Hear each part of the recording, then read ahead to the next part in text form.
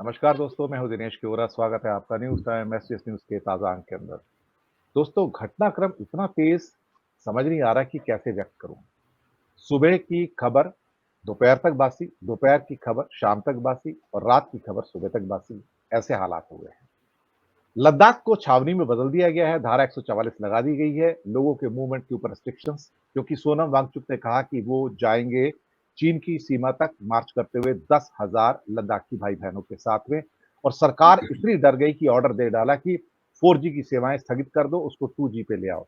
और इसके अलावा पैरामिलिट्री फोर्सेस को बिल्कुल तैयार कर दिया गया है कि अगर ये आगे बढ़ने की कोशिश करें तो बाय हुक और by crook stop them there itself and do whatever as per the rules. ये बड़ी खतरनाक स्थिति है। दरअसल मोदी सरकार ने कुछ ऐसे कारनामे किए हैं जिसका हम ये कह सकते हैं कि मणिपुर का पूरा एलिनेशन हो गया, दो हिस्सों को बांट दिया। Modi perfect divide and rule की पॉलिसी अपनाते हैं, जो उन्होंने मणिपुर में किया। जम्मू कश्मीर को दो टुकड़ों में बांट दिया, इससे बड़ी बात नहीं हो सकती थी। आज जम्मू कश्मीर के अंदर जिस ढंग से वो एट्रोसिटीज हैं मोदी सरकार की, उन एट्रोसिटीज की वजह से वहां पर जो एलिनेशन आ रहा है आज लद्दाख और कारगिल के अंदर, वो देखने वाला है। यानी कि अब हमें बाहर के दुश्मनों की जरूरत नहीं है, हमारे लिए घर के दुश्मन ही काफी हैं। और भी बहुत सारी घटनाएं घट रही हैं, सिर्फ सोनम वांगचुक की नहीं है, बल्कि एक तरह से कहा जाए तो राजनाथ सिंह कुछ ऐसा बोल गए जो उनका विदेश मंत्रालय कुछ और बोला और भारत की छवि को बहुत धक्का लगा।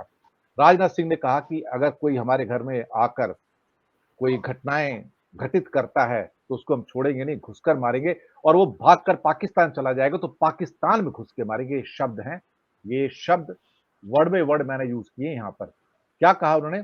कोई भी आतंकवादी हमारे पड़ोसी देश से यदि हमारे शांति भारत की शांति भंग करने की कोशिश करेगा या फिर भारत में आतंकवादी हरकतें करेगा तो उसका मुंह तोड़ जवाब दिया जाएगा। यदि वो भागकर पाकिस्तान में भी जाएगा, शब्द सुन लीजिएगा, कोट अनकोट है ये, यदि वो भागकर पाकिस्तान में भी जाएगा तो पाकिस्तान में घुसकर मारेंगे। ये जैसे ये बयान आता है तो उसके बाद जमुई के अंदर प्रधानमंत्री ने भी ये कहा कि घुसकर मारेंगे पाकिस्तान में। घुसकर मारेंगे तो इसका मतलब क्या इंडिया ने अपनी पॉलिसी चेंज कर ली है? Have we become a rogue country? और तुरंत पाकिस्तान के कड़े रिएक्शंस आते हैं उसके ऊपर। कहते हैं कि हम तो पहले कहते थे कि पाकिस्तान के अंदर कम से कम 15 लोग हैं जो आपके रॉ के स्लीपर सेल्स मार चुके हैं। गार्जियन की रिपोर्ट में और तड़का लगाया और बताया कि कैसे एक एक करके रॉ ने अपना स्लीपर सेल दुबई में बनाया, यानी कि अबू धाबी और दुबई में बनाया, वहां से ऑपरेट किया, वहां से वो लोगों को चुनते थे, उनको पैसे देते थे और लोगों को मरवाते थे। और भारत सरकार ने गुरु पतवंत सिंह पन्नू के केस में एक्सेप्ट किया राइटिंग के अंदर कि हाँ, हमारा रॉ का एक ऑफिसर था जिसने, उसको रॉग एलिमेंट का नाम दिया गया, जिसने गुरु पतवंत सिंह पन्नू को अमेरिका में मरवाने की कोशिश की निखिल गुप्ता के द्वारा 85 लाख रुपए देके, $1 लाख देके। यह भारत का पहला एडमिशन आता है कि हम बॉर्डर क्रॉस करके अपने दुश्मनों को मारेंगे। लेकिन विदेश मंत्रालय तुरंत एक्शन में आया और उससे पूछा गया कि क्या आप घरों के अंदर जाके घुसकर मारेंगे, जो राजनाथ सिंह ने कहा। तो तुरंत अरिंदम बागची भी आते हैं और साथ में हमारे विदेश मंत्री भी आते हैं। कहते नहीं, हमारे भारत की पॉलिसी नहीं है, हम किसी के घर में जाके नहीं मारते हैं। We we believe in a policy, we don't interfere nor we go anywhere to kill the people. ये दोनों के दोनों जो एक क्या कहते हैं कि संदर्भ जो आए हैं, विरोधाभासी संदर्भ हैं। एक इलेक्शन को सेटिस्फाई करने वाला है, लेकिन दूसरा हमारे विदेशी संबंधों को बिगाड़ने वाला है। हो सकता है शायद इसका एक व्यू पॉइंट ये भी है कि एक और पुलवामा लाने की कोशिश है या बालाघाट लाने की कोशिश है या उसको एनकैश करने की कोशिश है फिर से। और भी बहुत कुछ हो रहा है। एक और चीज हो रही है कि बोलता हिंदुस्तान बंद कर दिया गया यूट्यूब चैनल, क्योंकि वो बोल रहे थे देर ना हो जाए, कहीं देर ना हो जाए। अब नहीं बोले तो कभी नहीं बोल पाओगे, ये सच है। बहुत सारी घटनाएं हैं बातचीत करने के लिए। राजस्थान से ओम सैनी साहब, सर स्वागत है आपका। पूना से अनिल सिन्हा जी, सर आपका बहुत बहुत स्वागत है। गुजरात से हमारे गिरीश भाई, आपका बहुत बहुत स्वागत है। और उत्तराखंड से मीनू जैन जी, आपका बहुत बहुत स्वागत है। तो आज मैं अपने अपने सबसे वरिष्ठ ओम सैनी जी को आमंत्रित करता हूं। पहले ओम सैनी जी, हालात तो बिगड़ रहे हैं, आपकी जुबान छीनी जा रही है, आजादी छीनी जा रही है। अब तो बीजेपी के एक नहीं, अनंत हेगड़े नहीं, बल्कि कम से कम 2-3 और लीडर भी कह चुके हैं 400 चाहिए तभी संविधान बदला जाएगा। अब कोई शर्म नहीं रह गई है। अब ओपनली कहते हैं कि हाँ, हम संविधान बदलेंगे। और ये भी कहते हैं साथ में, जिसे जो करना हो कर लो, वी विल डू इट। ये जो बात है ना, दिस इज समथिंग, मैं कम से कम मैं उसको रिकंसाइल नहीं कर पाता हूं ओम सैनी साहब। देखिए, भाषा की जो एक सीमा होती है उससे परे जाकर के कुछ बोलने का सिलसिला तो मोदी जी ने 2014 में प्रारंभ कर दिया था।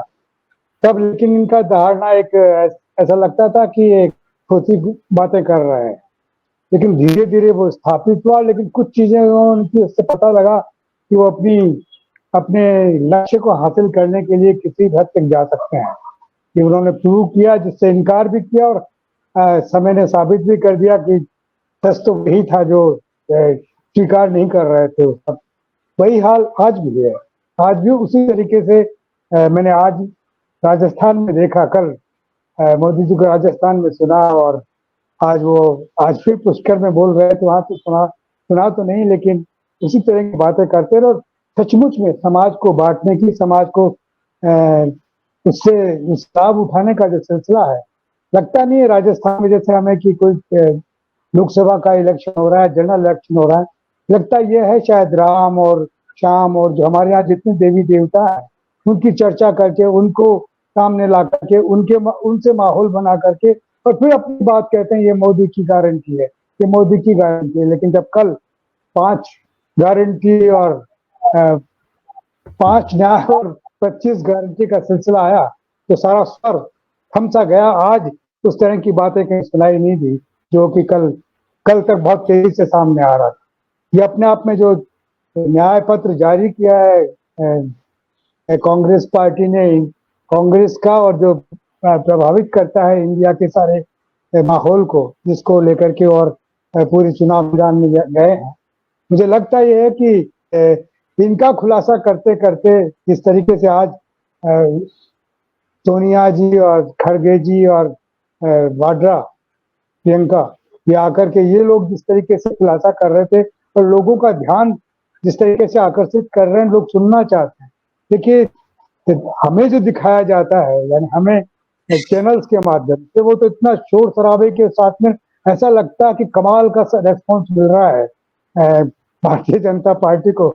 लेकिन जब ये सब हट जाता है और हमारा देखा जाता है कि हम कैसे देख रहे हैं और कैसे बोल रहे हैं, और साथ साथ में ये जो न्याय, जो 5 न्याय की बात और 75 गारंटियों की बात है, वो कितनी महत्वपूर्ण है, और कैसे खुलासा उसका करने से लोग गौर से सुनने लगे हैं। तो कल ही जारी हुआ है, और आज उधर गहराई से देखना लोगों ने जारी कर दिया।